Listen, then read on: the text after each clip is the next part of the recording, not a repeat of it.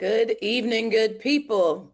Welcome to our mass call on Trump shutdown, fighting for our health care like lives depend on it. I'm so glad that you're here. My name is Ashley Woodard Henderson. I'm going to be your host this evening.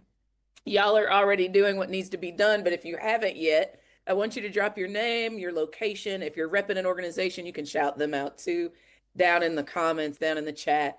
I also want to remind you that this is a perfect opportunity to get comfortable, holler at your friends, send notes out on socials, text group chats, send out emails, and invite your friends, your family, your colleagues, and your comrades to come and join us this evening. We're ringing an alarm bell, y'all, and I need you to come and get these lessons from people that you can trust. And I need you to get these calls to action because we've got some work to do and in short order get it done. So, welcome. Let's get into it. Invite a friend.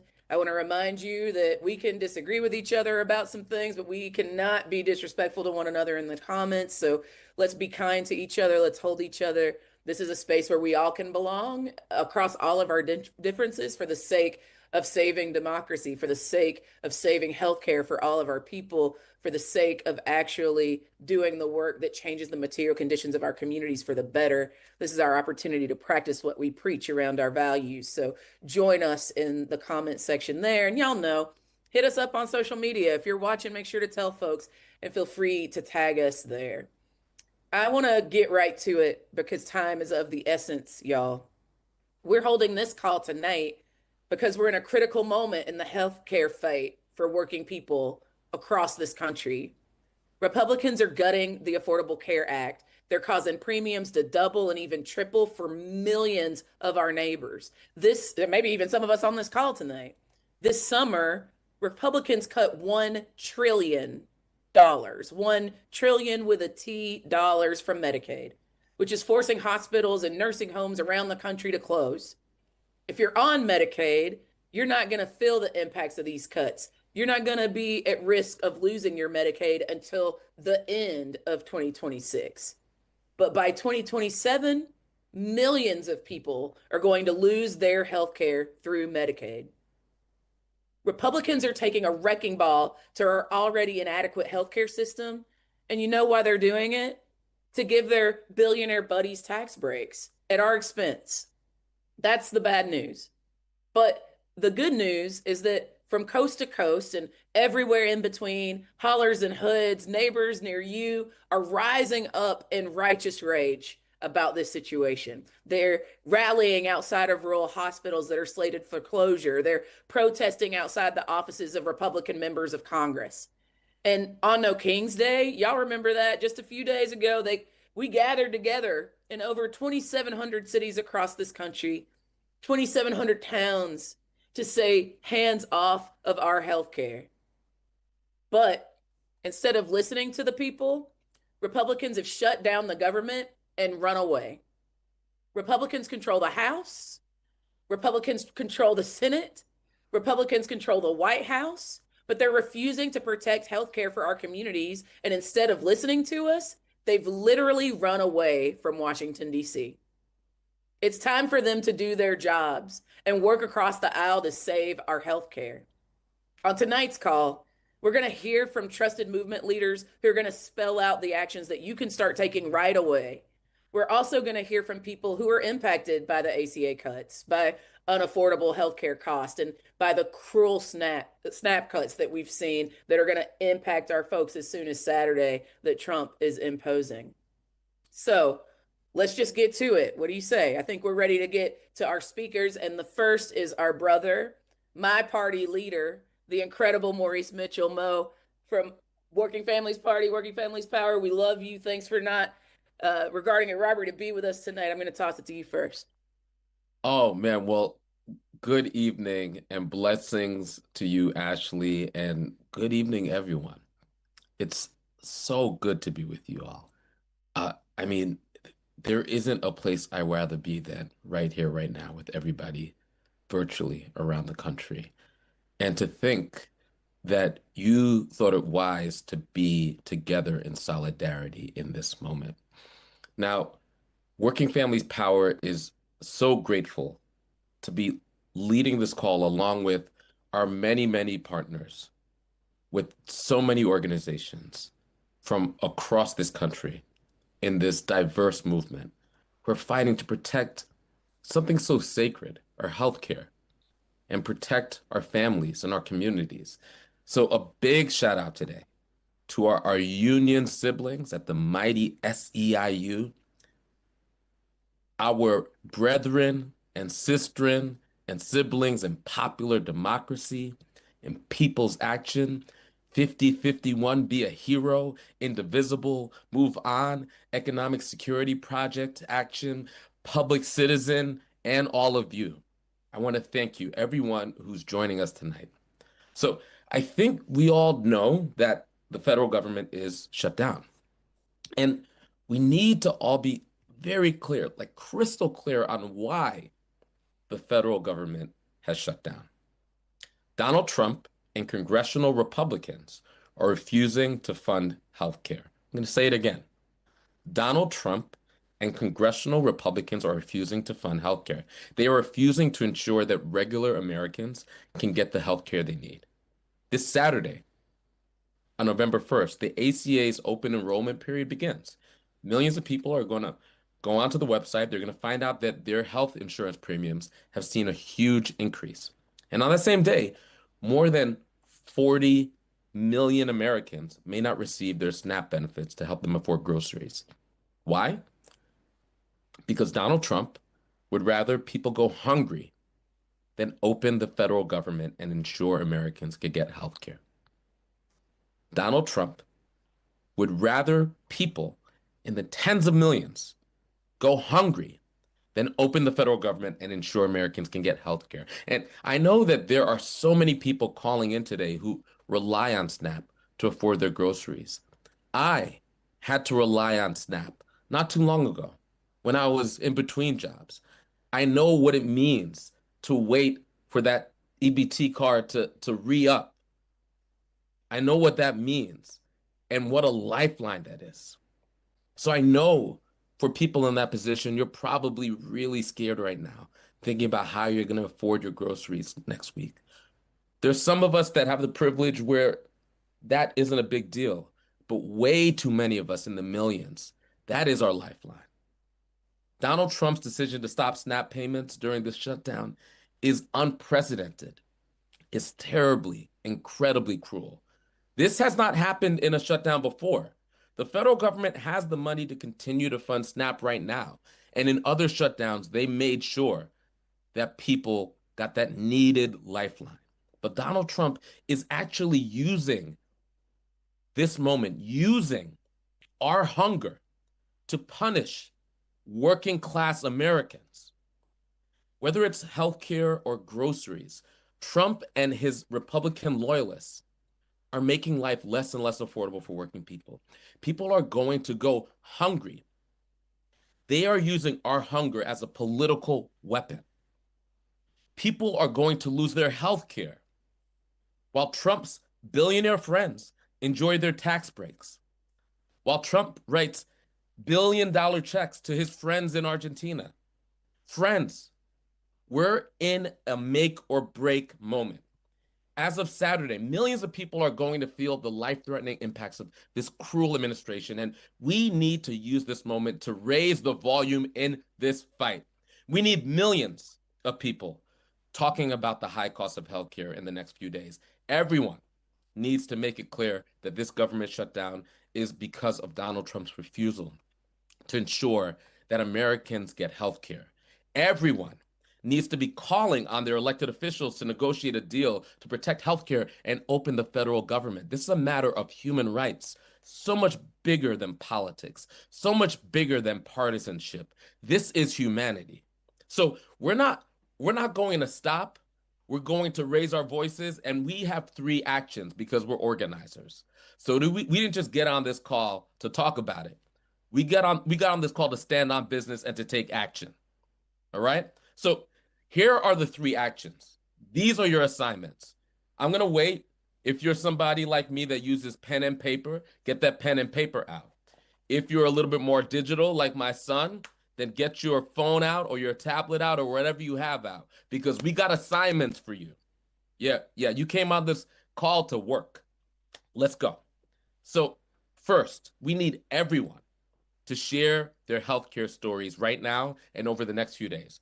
Right now, we need Republicans and the White House to hear and see that regular working class people are going to be seriously harmed by their refusal to lower healthcare costs. Right now, they are refusing to negotiate a deal with Democrats to fund the government and fund the ACA tax credits that so many people rely on to get healthcare. So we need them to feel maximum pressure. So look, if you get your insurance on the ACA marketplace, then you are going to see increases in your premiums this open enrollment period. If you have depended on the ACA tax credits to more easily afford your insurance premiums, you are likely to see exponential increases in healthcare costs. We want you to share that information on social media. Now, if you already received a notice in the mail about your premium increases, then we want you to take a photo of that, record a video of yourself talking about what those premium increases will actually mean for your life. If you haven't received a printed notice in the mail about your premium cost, you can find out what these increases will look like. You can go to the marketplace at healthcare.gov and click on Browse Plans and Cost. That will direct you to your state marketplace to see how much your cost will be for 2026. And don't worry, I know I'm explaining a lot. These instructions are written out on the social media tool we're giving you, right? But still, keep your pen and pad close if that's what you need to process the information, or type it on your tablet if that's what you need. But we will be sharing this. Now, if you aren't going to be able to afford your health insurance because it's too expensive, share that. If you won't be able to afford the cost of your prescriptions or procedures or doctor's appointments, share that. If you or your family members experience chronic illness, share what that means for your family.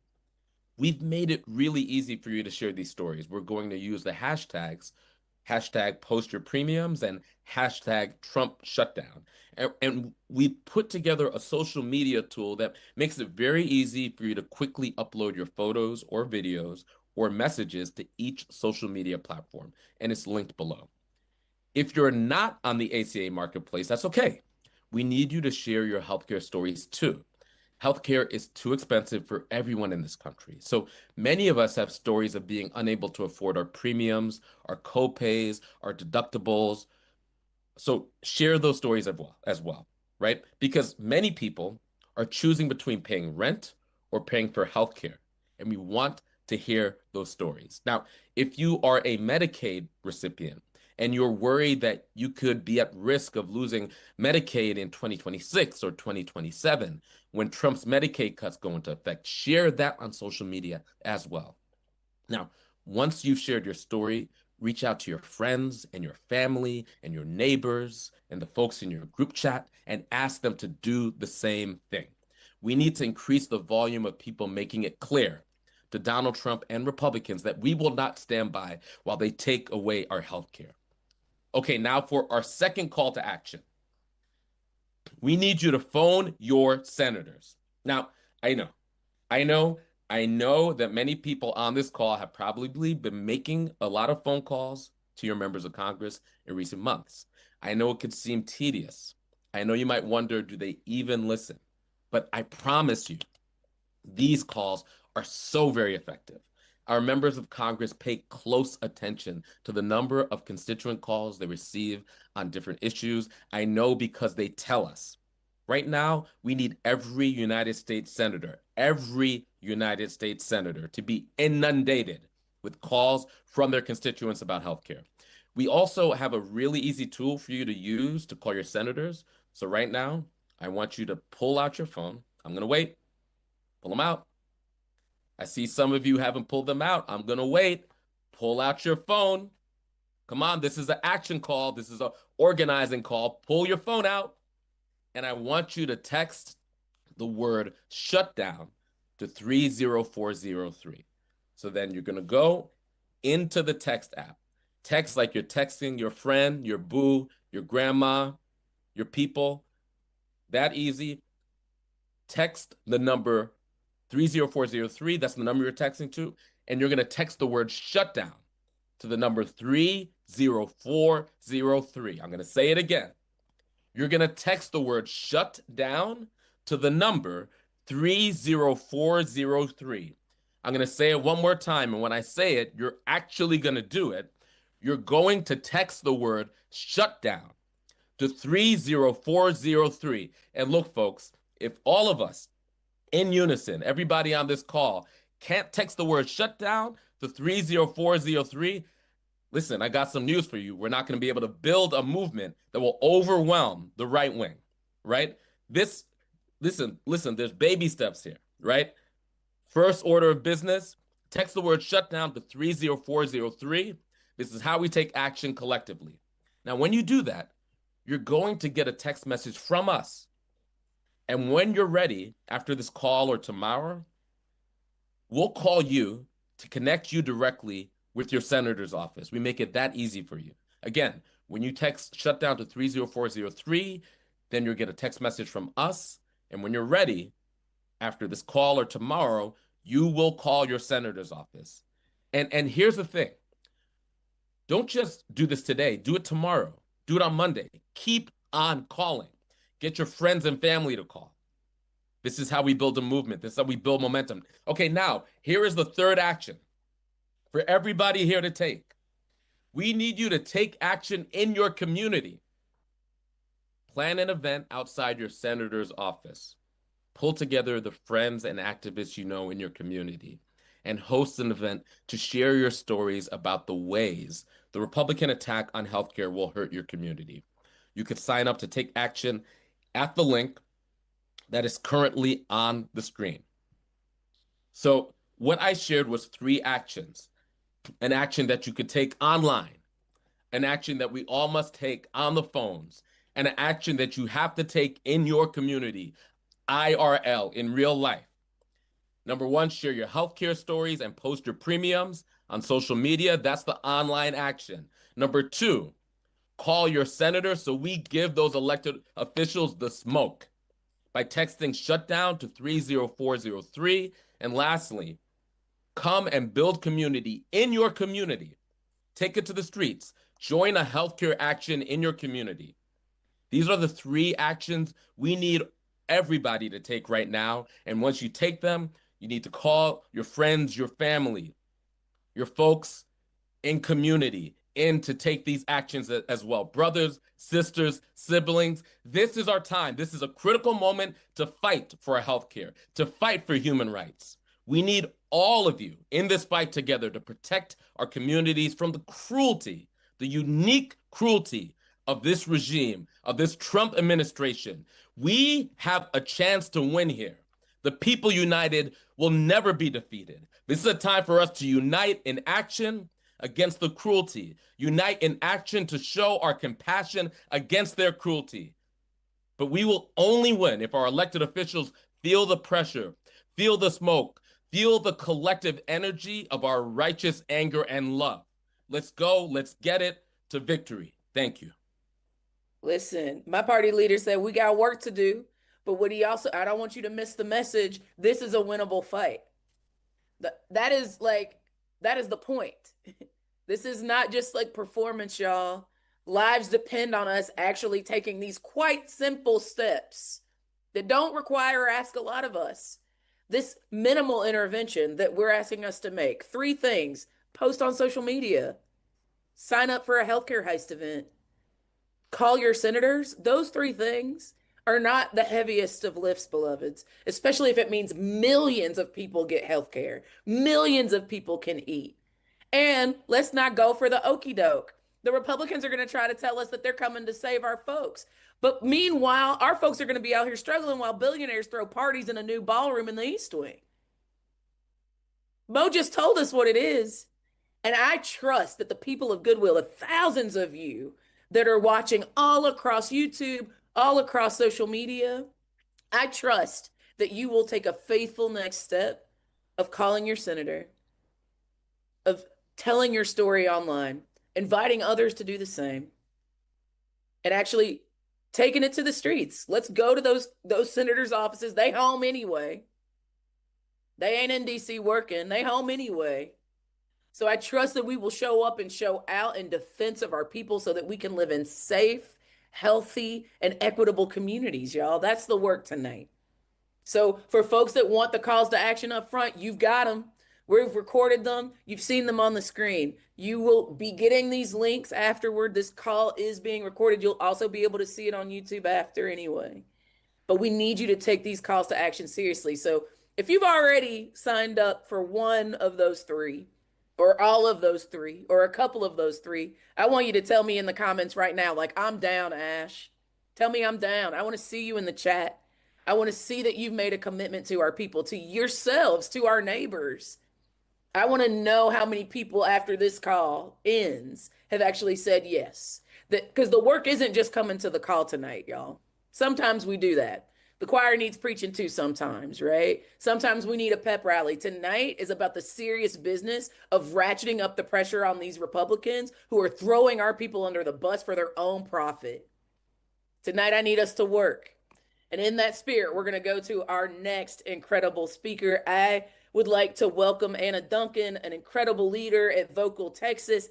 We're asking you all to share your own stories of how the healthcare cuts are impacting you. And Anna is going to tell us more about her own experiences in this moment. Anna, I'll toss it to you next. Well, thank you, Ashley. I really do appreciate it. Hi, everyone. My name is Anna Duncan, and I am a leader with Vocal Texas, a proud leader with Vocal Texas. Um, we're organizing to end homelessness and so many more. Vocal Texas is affiliated with People's Action and Popular Democracy. Um, I'm speaking from experience on how I got cut from food stamps prior to now. Okay. Um, I know what it's like to be hungry.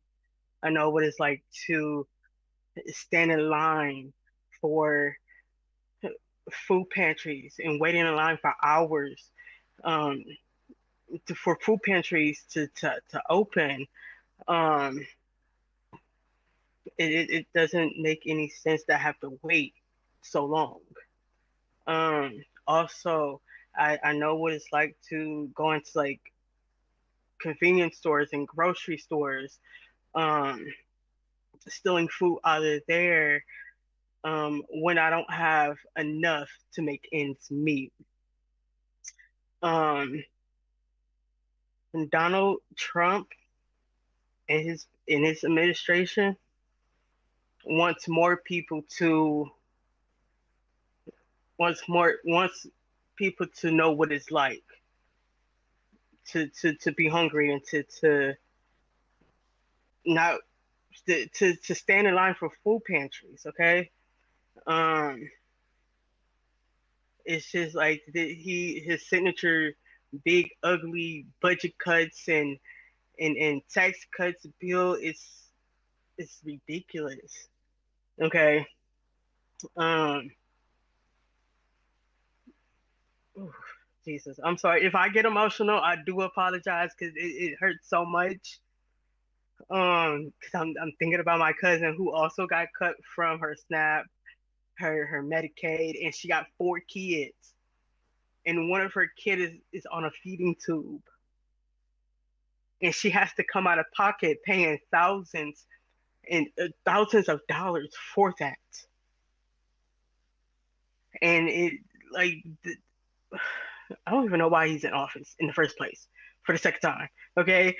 um Me personally, I'm originally from Cleveland, Ohio. I moved to Texas back in 2023. I've been on the streets. I slept on the streets for a year and a half. I moved into a shelter um, for another year and a half, and once I finally got my apartment, that's when I noticed my food stamps got cut off, and it really hurted me to have to call my food place, my food stamp place, to see what was going on, and they telling me that they consider it fraud, I call BS on that because I turned in the proper documentations after I moved into my apartment because I was going to use my May snaps benefits and my June snaps benefits um to put food in my house. I'm not gonna lie, I thought they changed my date of when my stamps or my snap will be on another day, will reload. No. So when I finally did call and ask, hey, I noticed I didn't get my June stamps. What's going on? I turned it on my proper documentations. I did update y'all that I did move from the shelter into my own apartment. So what's going on? And they told me it was fraud. So they not giving me any more stamps. So I did ask them, so basically I'm gonna come out of my pockets after I landed a job as a security officer. So I basically asked him, so you basically want me to come out of my pocket for food? I don't even make that much working.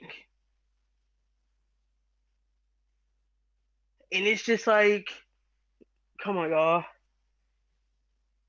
Now my phone is off. Now I'm at risk of losing my apartment because I am on a housing voucher. And Trump is talking about cutting out housing programs. I'm scared to go back into the streets. And I moved into my apartment June 2nd, 2025. I'm scared that I'm going to be raped. I'm scared I'm going to be killed or somewhere in the river. And it doesn't, like, honestly, my life is starting over from the get go. Like, what's the point of even trying, of doing what I was supposed to do? And it doesn't make any sense. I'm scared to go back on drugs because I've been 12 years clean from drugs.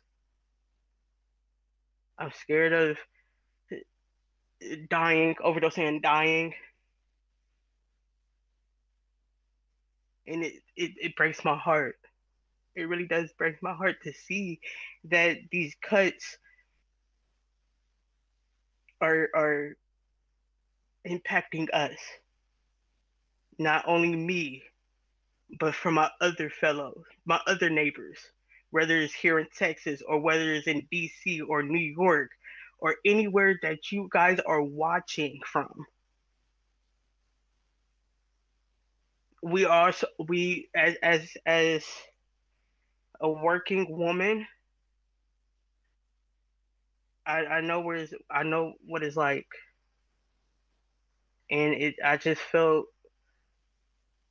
I I I stand in solidarity, I stand strong with people's actions, Popular Democracy in Focal, Texas, with our sister chapter, Focal New York and Focal, Texas, and Focal US. Thank you.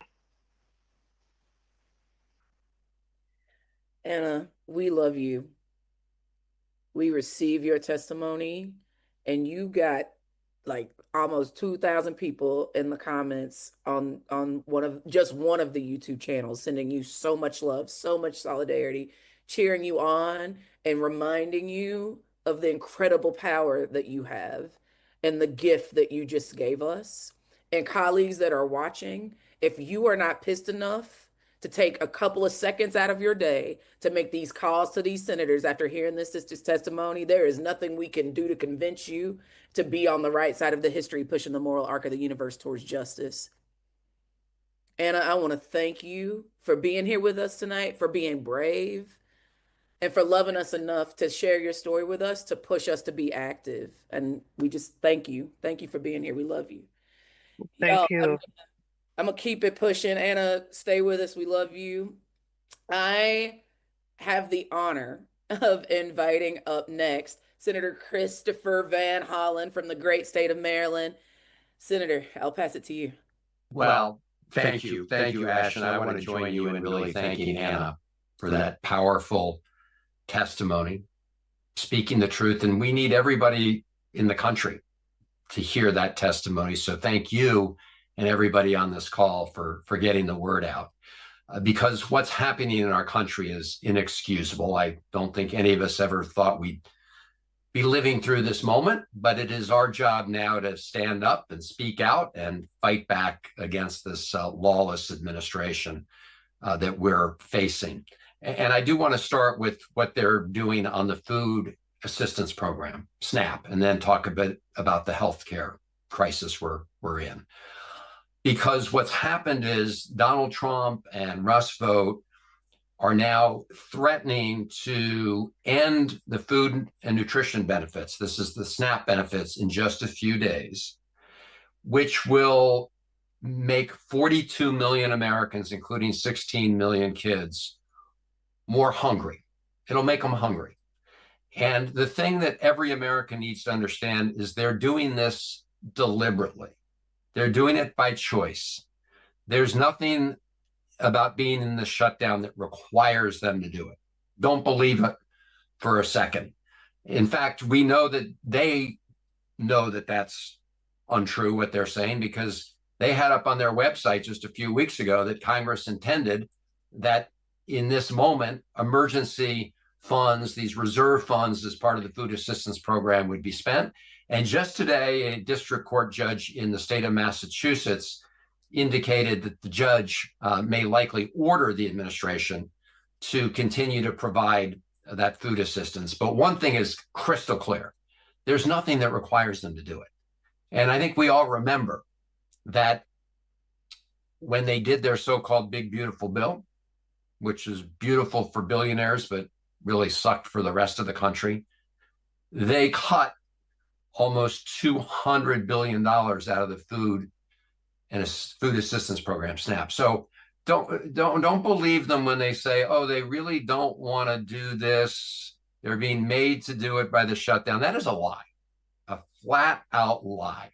And so we're going to call them out on it, and hopefully a judge will make them provide these benefits as the Congress intended. But don't believe in it for a second that they were required to do it. They're intentionally trying to impose pain so that we won't keep up the fight for healthcare. And I want to talk about healthcare because what we've said, and my colleagues and I have voted 7 times now to reopen the government without giving Donald Trump a blank check and by preventing this healthcare crisis that's upon us. I think we all know we already have a broken healthcare system. What we're going to do won't fix the system, but it will at least stop it from getting worse for tens of millions of people. Because when they passed that big, beautiful bill, as they call it, although they're trying to call it something else now, they gave those tax cuts for billionaires. They cut the food nutrition programs. They also cut Medicaid. And very cynically, and it's important that everybody understand, they timed the Medicaid cuts to go off after the 2026 election. All right. They didn't want people to really know in this moment what they'd done. So those big Medicaid cuts won't fully take place until then. But they did leave a ticking time bomb in place. And that's what we're talking about as part of this current moment, because they extended tax cuts for billionaires permanently, forever, tax cuts for billionaires. The one tax benefit that they decide to let lapse, to go away at the end of the year, was the tax benefit that helps middle class and working families better afford health care under the Affordable Care Act. That's the one they didn't extend. Permanent tax cuts for billionaires, termination of that one. And that will mean that 20 million Americans will see their health care costs skyrocket. And in some cases, it will double or triple. And the estimate is that 4 million Americans, of our fellow Americans, will not be able to pay those costs and will drop out entirely. They'll be uninsured. When they're uninsured, we know what happens. They don't get preventative health care, right? They don't have a chance to get the coverage to prevent them from getting worse if they have something, a sickness, or they get sick. They go to the emergency room, and the good news is in our country, the emergency room will treat them. But since they're uninsured, who pays for it? All the rest of us. So the point I think we all need to make is that even if you're not getting your health insurance in the Affordable Care Act exchanges, you will pay more, because when you make it unaffordable for millions and millions of Americans, we will ultimately help them, but all the rest of us will see our health insurance rates and costs go up. So what we've said is yes to reopening the government, no to giving Donald Trump a blank check, but yes to making sure we turn off the ticking time bomb that they've left in place. And so I want to thank you, Ash, and everybody on this call. I want to thank you for sticking with this battle, because we need to express solidarity and stick together to make sure that we do right by the American people. And that's what this is all about. We are fighting an administration who, as I said at the beginning, is intentionally terminating food assistance benefits for 42 million Americans, 60 million kids, in order to weaponize the shutdown, make people go hungry, so that they can have their way, and their way is avoiding dealing with the other big crisis, which is the healthcare crisis. So this is the president who said he was going to come down and bring down the price of groceries day one, and all he's done is drive them through the roof. And now he's running around the world. He should be here in Washington. He should be in Washington working to reopen our own government. He just got home, but he's been traipsing all over the world. And, I'll end with this. He put in place these tariffs, across the board tariffs, that are nothing more than a sales tax on all of us. They make groceries more expensive. They make everything more expensive. And now he runs around. So he lit the fire, and now he's running around to China saying, oh, you retaliated against me, but please don't do that anymore. And he wants credit for a deal that was only required because he started the fire. So he's an arsonist. He lights the fire, and he runs over to the meeting and puts out a little bit of the fire and wants to claim credit for putting out the fire he started. This is nuts. And so we all got to call him out on it. And thank you for being part of that. And at the end of the day, fighting for a healthcare system that really works. As I said, what we're doing here now is just trying to make things, prevent it from getting a lot worse. I think we all want to make it better in terms of universal healthcare and Medicare for all. But for now, let's just, try to put out all the fires that Donald Trump has started. Absolutely. Senator Van Hollen, thank you for being here. Thank you for reminding us to not get confused by the lies that they're telling about saving us from the problems that they've created in the first place. Yeah. Thank you for being with us tonight, making it clear. And I could see the folks in the chat sending you a lot of love. You hit the nail on the head. People were like, why are we not fighting for universal health care? We got to stop the hemorrhage first. Yes, that's true. It seems like all right. Well, thank you all. Well, we have a lot of fights ahead of us. Let's just, as doctors say, first do no harm. So let's not make it worse. That's right. Thank you, Senator. Then we'll make it better. Thank you. We appreciate you, y'all. Okay. The next speaker, it feels silly to introduce because she's been a people's champion for as long as I can remember. Y'all already know her. So I'm just going to, and y'all don't even understand the hurdle she's jumped to be on this call tonight. She's going to be on in a moving car. Senator Warren from the great state of Massachusetts. I will toss it to you next. All right. Thank you, Ash. And I just want to say how much I wanted to be on this call with the fighters, the people who are willing to wade in the fight and stand up for their principles. And yeah, I thought I was going to be in a nice room with nice lighting and good sound. But I've been on a flight that should have taken an hour and 10 minutes, and I've been there for the last 6 hours. So anyway, but nothing's going to slow me down from being with you all. Look, we are in a fight, and we are now barreling toward week 6 of this government shutdown. And this is a shutdown that Donald Trump and the Republicans made all by themselves. So why did they do this? They decided they would rather shut down the entire government than lower costs and save health care for millions of Americans. You've heard the story already, but I just want you to think about that. These are people who would rather just shut the whole damn thing down than say, yeah, we're just going to continue help for people. And what this is going to mean for folks, it's going to mean closing down rural hospitals. It's going to mean closing down community health centers. This is going to mean lots of hospitals that try to figure out how to cut more costs. And that means getting rid of the labor and delivery rooms because those are the most expensive in the hospital. So you got it. What's going to happen here?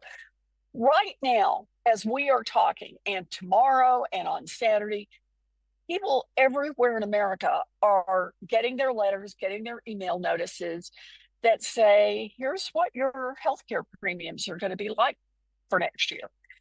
And they're looking at numbers that are not just up, are up, up, up. And that means a lot of people are going to be put in a position that they have to choose between keeping healthcare coverage and rent. And that's not something that should happen in America. Now, I want to start with the fact our healthcare system is already broken. This is not like, we are saving the principled, fabulous, works great system. It is broken.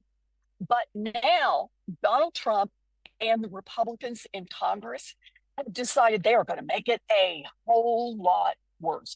And who are they going to make it worse for? The billionaires? Nope. Those people can buy their own hospitals. They're going to do just fine. They're just going to make it worse for everybody else in the system. And I thought that was a bad enough fight. I genuinely did. I thought, geez, what kind of people do this? But now what Trump and the Republicans have decided to do is to up the ante by cutting off SNAP benefits for 42 million Americans. And children, that's veterans, that's seniors, that's people who are struggling. And when they go to the refrigerator this weekend, the plan for the Republicans is to say, nothing there. Too bad for you. I just want you to think about this. Donald Trump, $40 billion to bail out Argentina and a bunch of hedge fund investors just this week, $40 billion. But he's going to make it harder for 40 million Americans to afford their groceries. He can't round up a nickel for those folks. So I think of it this way. Donald Trump is sitting around dreaming about eating his well-done steaks with ketchup in a fancy new ballroom that he has had encrusted with gold, while billionaire donors sit around and flatter him. And meanwhile, families, seniors, veterans, people with disabilities lose their health care, ration their insulin, pay more at the grocery store, rack up debt, and go without groceries, all to try to pay for Donald Trump's awful policies. Well, all I got to say is not on our watch. That is why we are in this fight. We are in this fight to fight back. We are in this fight to fight back for the other people in this country. We are fighting to reverse the Republican giant health care cuts and to lower costs for families. This is a righteous fight, and there's no place else I'd rather be than to be in this fight with you all. And I particularly wanted to be here right now ahead of a very somber anniversary. And I just want to take a minute to say a word about Audie. Over the last couple of years, but particularly the last few months and the last few days, as we've gotten into this fight, I've thought a lot of times about what would Audie be doing in fights like this? You would be in the fight to save healthcare. He would be in the fight to save access to food. He would be in the fight for families hanging on by their fingernails. And this is the spirit that we have to bring to this fight. This is the spirit right now that Senate Democrats are bringing in.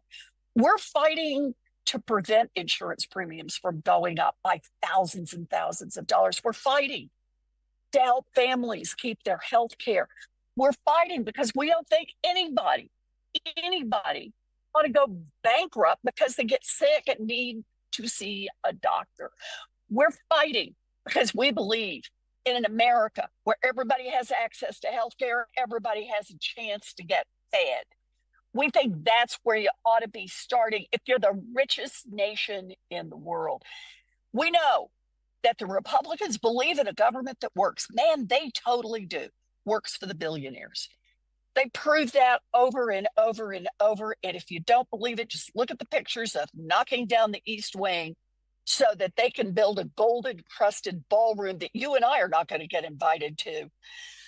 And they can't round up a nickel for hungry kids, and they can't offer a helping hand for people who are trying to pay for their child care, for their health care. So I'm just telling you, we know what this fight is about, and it is an honor for me to be on this call with you, an honor to be with the fighters who are going to make the difference. So this is it.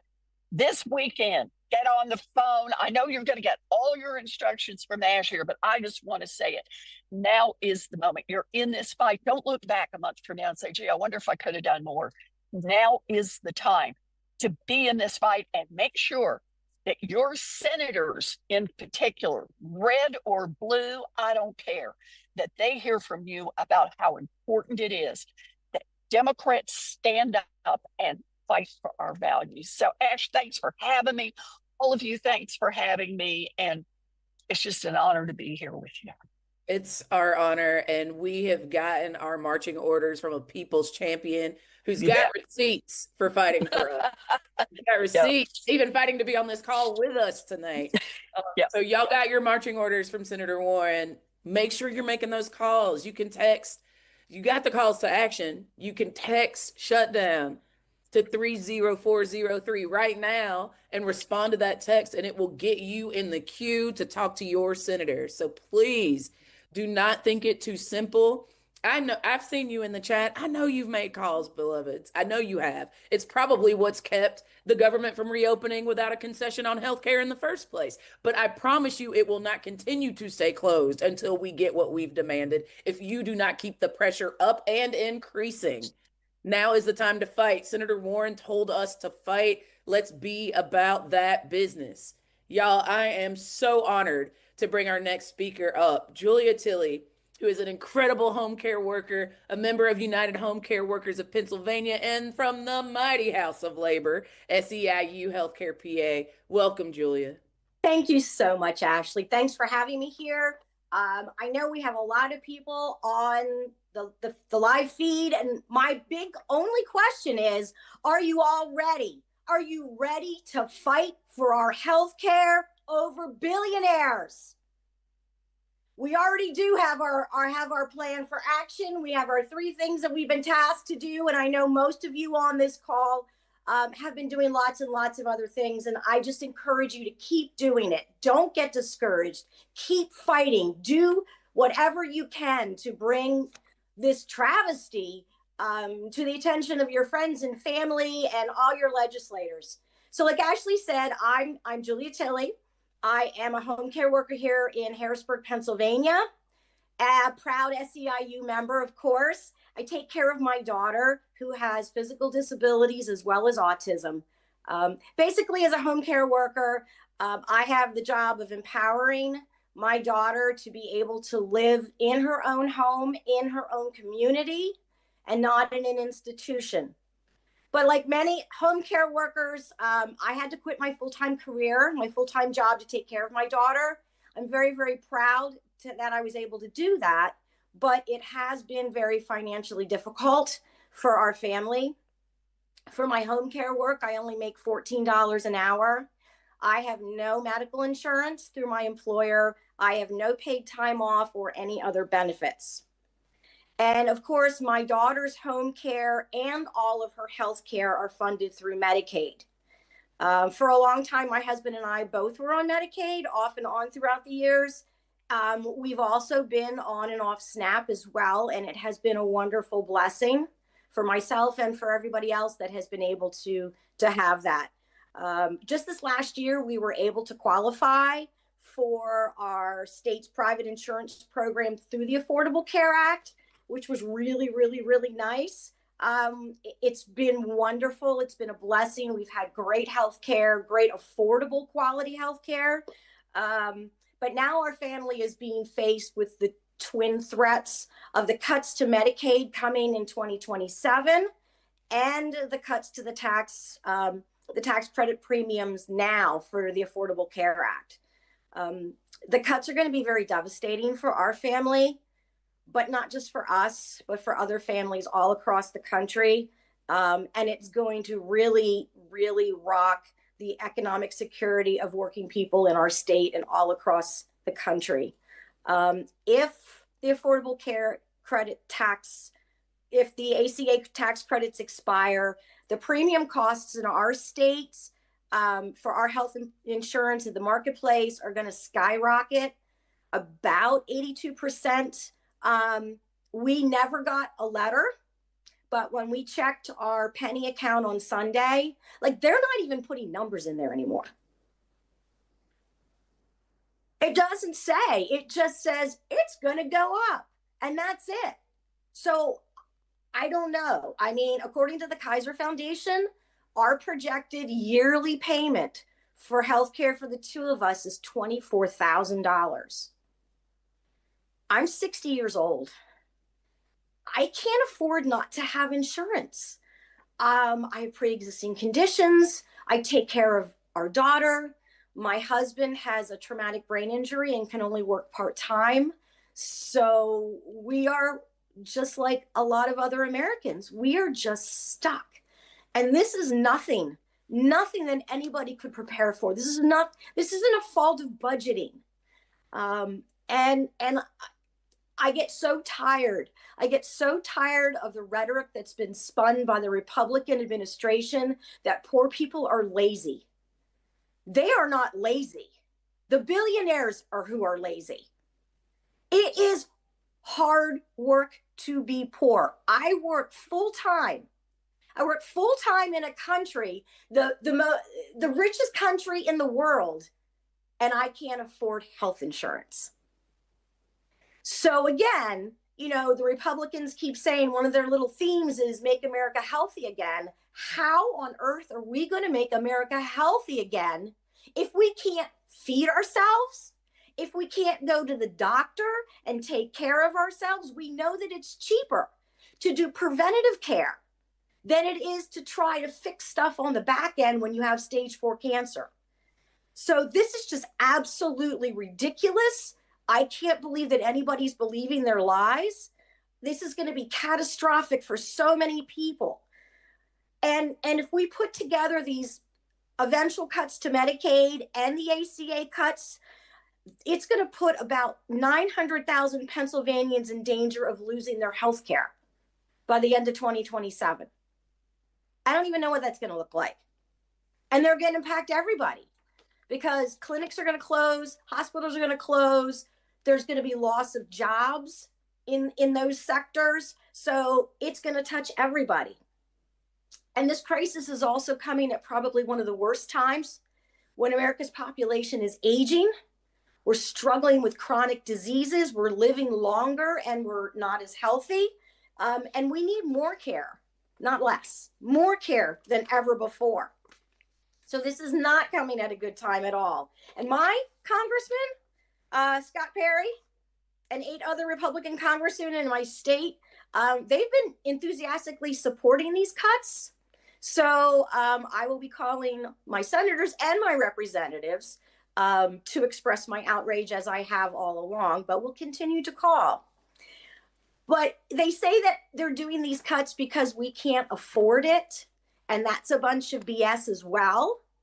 Again, we're the wealthiest country in the world. And the reason that they're doing these cuts is to give lifetime tax credits to billionaires. They're going to cut the tax credits for the working in the middle class, but they're going to give more money to the billionaires, lifetime tax credits, which makes no sense at all. It makes me really, really angry. It is totally unacceptable. It is totally un-American. And it doesn't matter. You know, I'm here talking about me. It doesn't matter to me if somebody is a Democrat, a Republican, an independent. They've never voted in their life. They never want to vote. Everybody deserves to eat. Everybody deserves health care. I also coach Special Olympics softball. I'm getting communication from some of my athletes who are losing their snap and they don't know what to do. They don't all have family that can help them. So it's just, the need is there. The need is huge, and it's going to get really, really, really bad. I was in DC in September on the 30th, which was the day before the shutdown, and I shared my story there. And now, almost a month later, I'm still sharing my story, and I am determined to keep sharing it and to keep gathering other people's stories to share and to tell, because we want our elected officials not to bow down to the billionaires. We want them to choose people over profit and not to sell us out. We want our Democratic legislators to stand strong, and we'd love to see some Republican legislators join in, because this is not about party. This is about humanity. This is about being human and caring for each other. So we have our marching orders. You have your marching orders. I have my marching orders. And we are not going to stop talking, and we are not going to stop standing up and protecting people. Thank you for having me. Julia, how blessed we are to be able to follow your leadership in a time like this. Thank you for being with us. Thank you for leading us. Thank you for sharing your story. We're sending you and your family so much love, and we're going to fight. We're going to fight. Thank you. And right back at all of you too. Absolutely. Next, I'd like to introduce Matthew Joseph, the incredible founder of 5051. I know we got 5051 folks in the chat. Y'all better represent. Matthew Joseph is with 5051 Long Island, an organizer and an ACA recipient. Matt, I'll toss it to you next. Thank you. Really appreciate everyone being on the call with us tonight. Yeah, so my name is Matt. A lot of people call me Slim. I'm a co-founder and organizer with the Long Island chapter of 5051, which is, we're like a local chapter of the much larger 5051 movement. And we specifically focus on issues like wealth inequality, universal health care, LGBTQIA rights, immigration rights, worker solidarity, protecting communities of color, and increasing awareness on how imperialism affects the rest of the world, like while our tax dollars are subsidizing it. But I'm also a SNAP and ACA recipient, and the government shutdown at this point is absolutely terrifying me. Not only am I not going to have food stamps on Saturday, but my insurance renewal is actually in 2 weeks, and I have zero clue what that's gonna like. What is that gonna look like for me now? I'm actually specifically covered under the New York State medical Medicaid expansion that was enabled by the ACA. So with the ACA tax credits expiring, I have absolute fears that now, at minimum, my premiums are going to skyrocket, but I may end up not being covered anymore because I was specifically allowed to get the coverage I have because of the ACA expansions. So with that being affected now and those tax credits running out, I may not even be able to get the same type of insurance moving forward. And it's not just me that's affected. There's almost 250,000 New Yorkers that are in a similar boat to me. Some people and families' premiums are going to double when the ACA tax credits expire. We're looking at nearly $3,000 increase across the board average. That's just not doable for many people in this country when it literally every month lately, the cost of living has just gone up and up. um, the American healthcare system already fails so many of us, and the ACA granted millions of Americans a lifeline. And that was so important for so many people to be able to get health insurance. I remember when I actually found out that I was covered under that, I was like, oh my God, because I turned 26, my parent, which already was a miracle for so many people to be able to stay on their parents' insurance till they were 26 was a beauty in and of itself. But then to have the ACA create a situation in so many states where it covered people it was a genuine lifeline. A big thing that a lot of people don't talk about, even with the 26-year-old cutoff, is sometimes not everyone has that ability to get insurance after they're off of their parents' insurance. So the way that the ACA has worked as it's expanded has been absolutely critical. Now we're looking at Trump and his GOP cronies. They're holding millions of Americans hostage, not just with our health care, but the brutal food stamps cut off. These cuts to these programs earlier in the year funded tax breaks for the oligarchs. So it's simple math. You starve people and make it so that they can't get health care or food, and they're likely to bow down to your tyrannical whims and not question when you screw them over. You're too busy working 2, 3 jobs trying to pay for health insurance and feed themselves. I know I'm personally scared and stressed about how I'm going to make up $250 a month for food because I also receive food stamps. And that's not even factoring the fact that I'm at minimum going to have to pay more for my insurance now. I know I'm not going to back down to Trump, his fascist cronies, or any of these oligarchs trying to steal from us. I'm going to keep fighting. I'm going to keep organizing because I know there are people out there who are way worse off than me and depend on food stamps and the ACA to survive even more than I do. I will keep helping mutual aid efforts in my local community. I will keep showing up for my neighbors, and I hope that you all do the same. Thank you so much for hearing me tonight. It means so much. Nah, Matt, thank you so much for being the badass, courageous brother that you are, sharing your story with thousands of people and calling us into action. Like, one of the pieces that I really appreciate is that it's actually going to take all of those tactics. It's going to take fighting. It's going to take mutual aid. Any one of them is necessary but insufficient. It's going to take us doing all of those things, every single one of them, to the best of our ability to make sure that we're meeting community needs while we're we're building our power, we're blocking their fascist intent. That's the work. And Matt, you just gave us our call to action. So thank you so much. Thank you so much for being here. And shout out to the 5051 fam.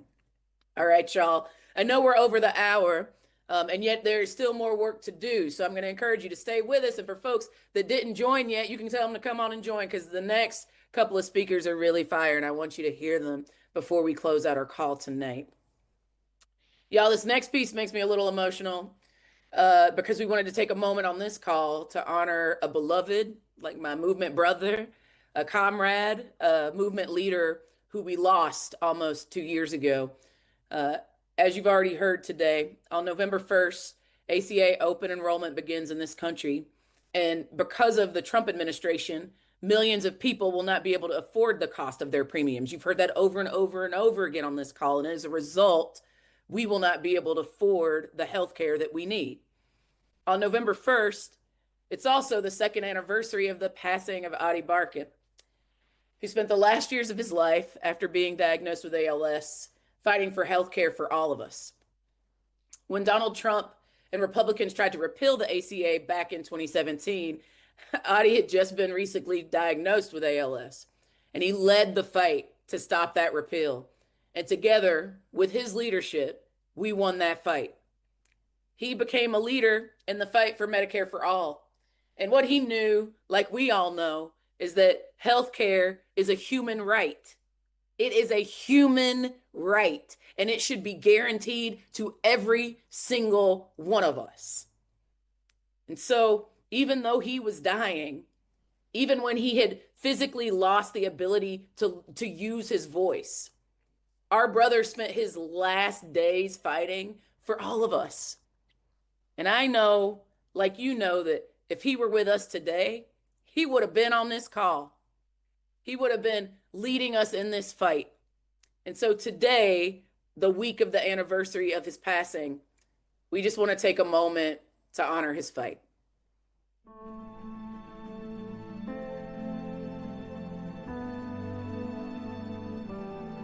For 20 years, since I was a freshman on my high school debate team, I have been giving speeches. We can sit quietly as life passes us by, or we can stand up and yell. Yell against injustices, yell against inequality, and yell against complacency. This is the fight for the soul of our country. It's the fight for our families and our communities. It's about our identity as a people and our ability to build a community of respect. We have the power of solidarity.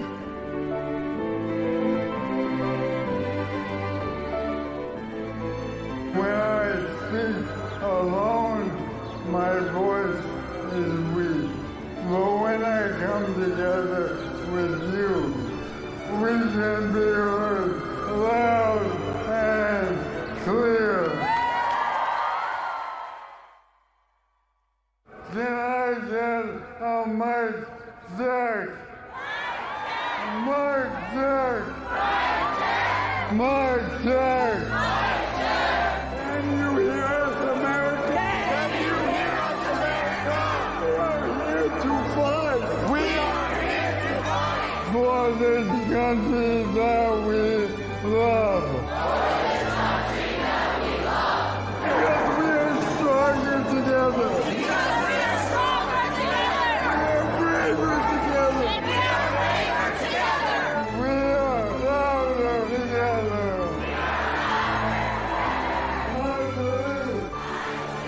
I believe that we will win.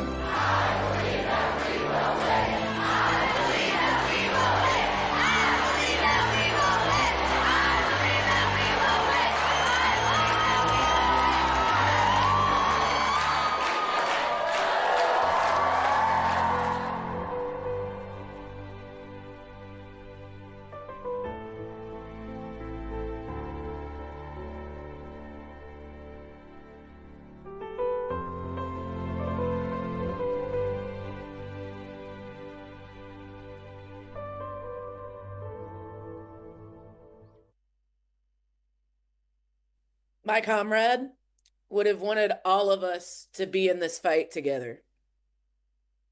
Let's not let him down.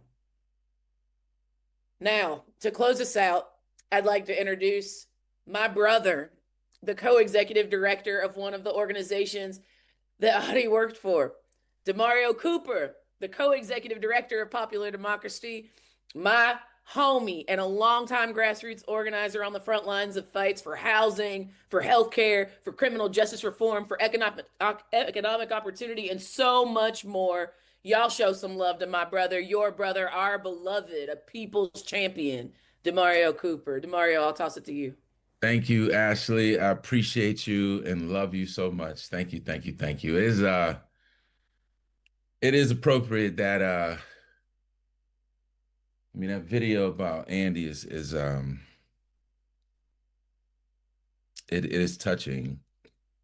It is, someone who chose to fight into the end, like for real, for us and the people on this call. I want to thank everybody who stayed longer to be on this call.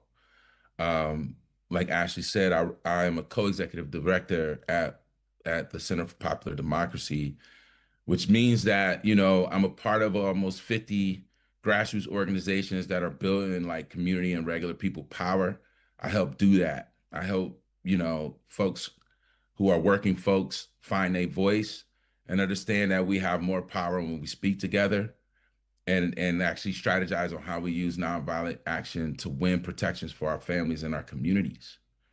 I do that, which has an impact, the number of registrations, voter registrations, the number of community conversations, the number of campaigns that we win, that I've been a part of, that I've helped, lives that we've helped. But I want to say, I grew up on food stamps. You know, I'm from Akron, Ohio, and my mother, Patricia Coker, God rest her soul, you know, she literally worked herself to death so that my sister and I could have opportunities. And there was times, you know, we were in the projects and we were on welfare. And social safety nets helped my mom take care of us. Um, she eventually worked her way up, and we got on Habitat, and we got a house on Habitat. And my mom was able to actually purchase and buy that house. And you know, and then I went to the Marine Corps. I'm a veteran. And every night in boot camp, we used to say, honor country and Corps. Honor country, Corps. Everybody who's a Marine on this call or know a Marine, they know that at the end of every night in boot camp, you say honor country, Corps. And the problem with right now is that I don't see no honor. Ain't nobody working for our country. And even the veterans who lost their lives and fought for this country and died fighting for this country did not die for this. Right now, we got 22 million people whose healthcare costs are going to go up. It's going to throw families into a crisis. And at the same time, we're going to cut SNAP benefits when we got $6 billion to supply emergency aid. This does not make sense. On Saturday, a bunch of people are going to go to use those cards, and they're going to come out, and it's not going to, the card not going to work. We've been asked to choose between food and no health care, and no health care and maybe food. This is the choice. 42 million people, 16 million kids during the month of Thanksgiving. How does this make sense anywhere? How does this make sense anywhere? This is a moment, and we all knew it. The folks who've been paying attention, you knew that this administration at some point was going to overreach. They were going to do too much. This is that moment. This is that time. This is that time. And when we think about what we must do today and tomorrow, and these coming days and weeks and months and years, the work that you do every day is going to be for 7 generations from now. It's going to be your great, great, great grandkids who either going to look at this time and say that we missed, or they're going to look at this time and say that the people on this call and the people in this country decided that they were going to have a future. They were going to have a future. That's the question in front of us. When we think about, and I think Miss Julia said it earlier, she said, we're not the lazy ones. The billionaires are the lazy ones. What does she mean by that? She meant that we the ones who do the work. We the ones that make the money. It is our labor that allows them to be billionaires. It is our labor. We are the stockers. We're the factory workers. We're the truck drivers. We're the teachers. We're the servers. We're the cooks. We the ones who do it. We either give our consent to this or we don't. And what's going to happen this week is people are going to find out that they don't have food for their families.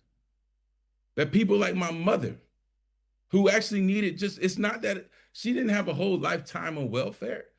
It was a moment when she needed a safety net to help her get on her feet, feed her kids, so that she could build something for them at that time. But in her honor and in Adi's honor, we gonna fight, y'all. We gotta fight like right now. Right now.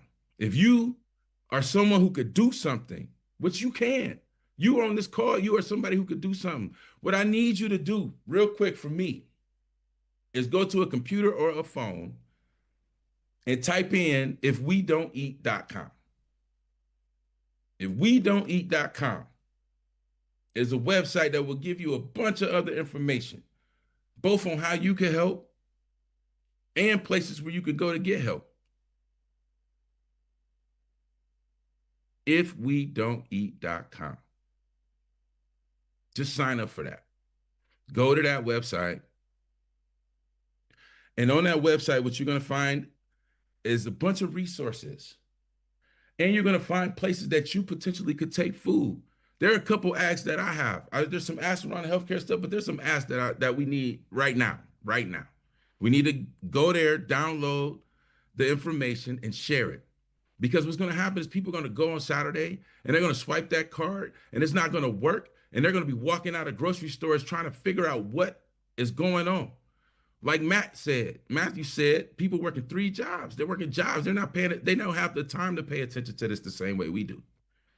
So if you're willing, and if you are willing, not only go to ifwedon'teat.com, but then on Saturday, why don't go to a grocery store, get your friends, go to the grocery store, stand outside the grocery store. So when people come outside and they're like, what happened? Share this information with them. Share these things so that they can understand who's really doing this. This is not about this is not about someone trying to tell us that they need to do this in order to try to save the country. This is a political move. This is a political move and a punishment move for working people and poor people. So we have to make sure that people understand what's going on right now and why this is happening right now. Why is this happening to their families? So first, go to ifwedon'teat.com first, get that information. And second, go to a grocery store on Saturday when someone's going to come out trying to figure out what's going on and you help them figure out what's going on. You can do that. That's easy. Just help them figure out what's going on. Say, hey, babe, look, what's happening right now is they're having a fight, and the fight is about your life.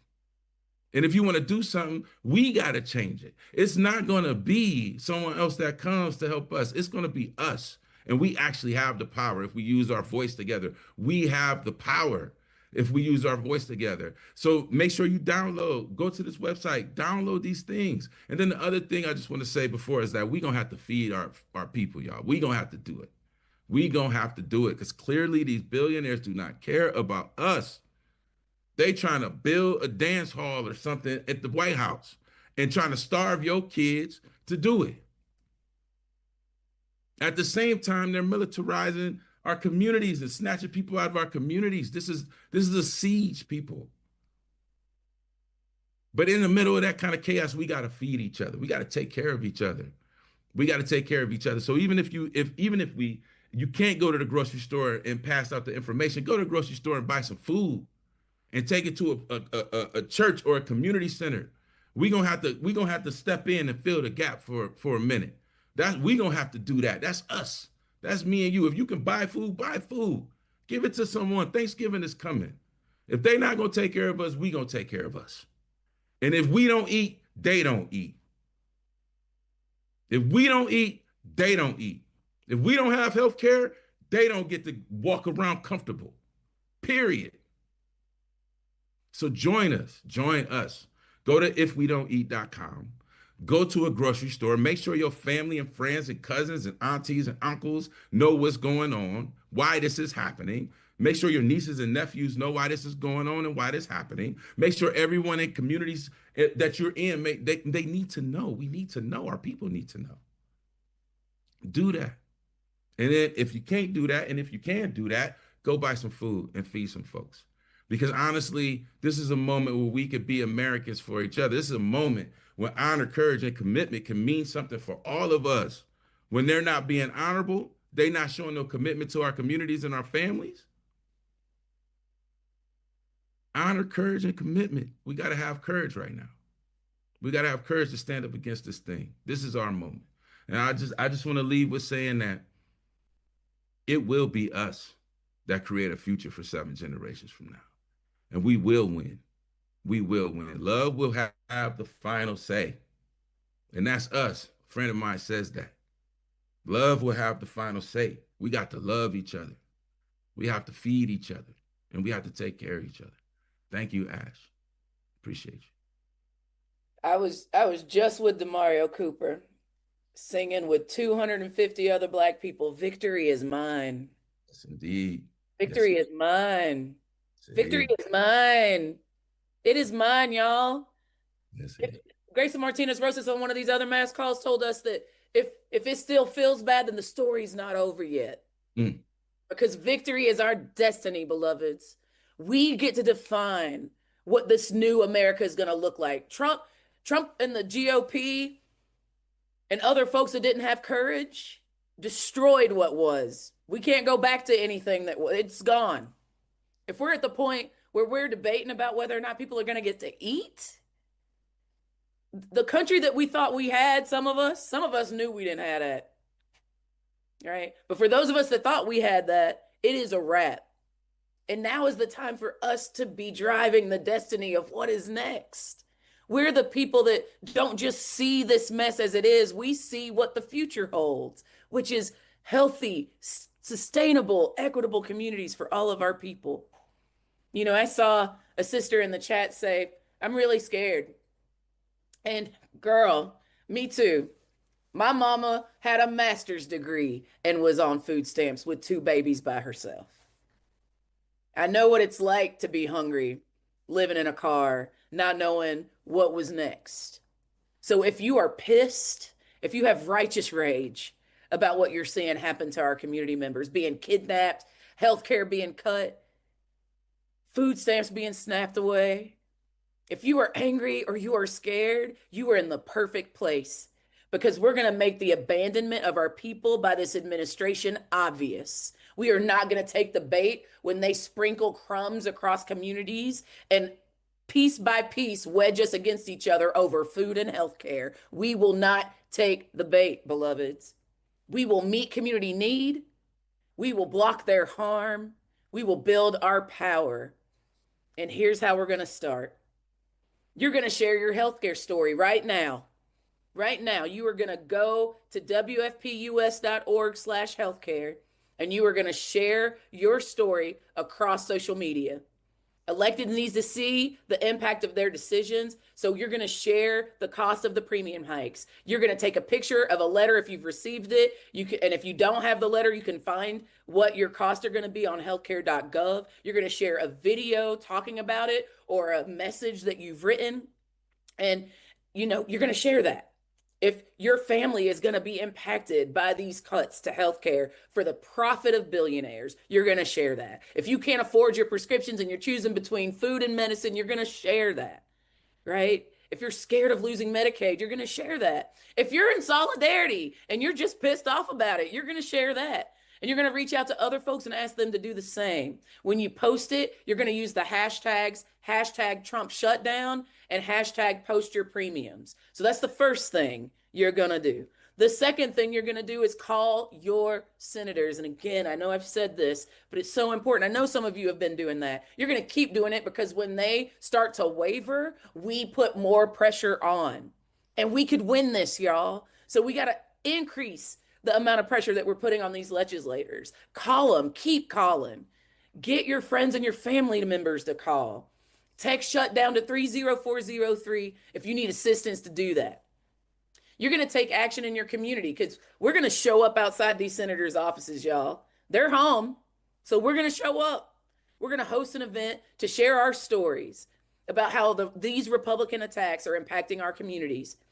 To do that, you're going to go and support the healthcare heist events. You can go to that website. It's going to have events near you and the ability for you to host an event. And those links are being shared in the ticker below me.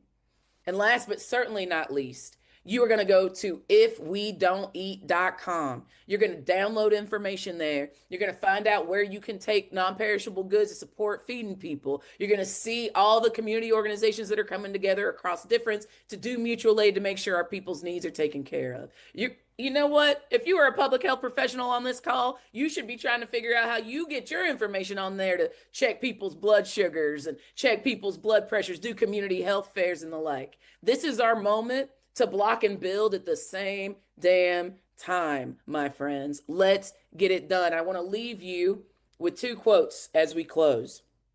The first is from a brilliant man named Gene Sharp. Some of you have heard me say this before. Gene said that by themselves, rulers cannot collect taxes or enforce repressive laws and regulations, keep trains running on time, right? They can't prepare national budgets, direct traffic, manage ports, print money, repair roads, keep markets supplied with food, make steel, build rockets, train the police and army, issue postage stamps, or even milk a cow. People provide these services to the ruler through a variety of organizations and institutions. But here's the point of Gene's proposal to us, provocation to us. If people would stop providing these skills, the ruler could not rule. If people would stop providing these skills, the ruler could not rule. The last quote that I want to leave you with is from the brilliant Frantz Fanon. He said, each generation must discover its mission, fulfill it, or betray it. Now is a time for fulfilling our mission, good people. I hope to see you on the internet sharing your stories, and I hope you see me in front of a senator's office near you telling our stories until we've made sure that every single person has health care and every single family has food. I love you, I respect you, and I want you to be free. We'll see you on the next mass call. Good night, everybody.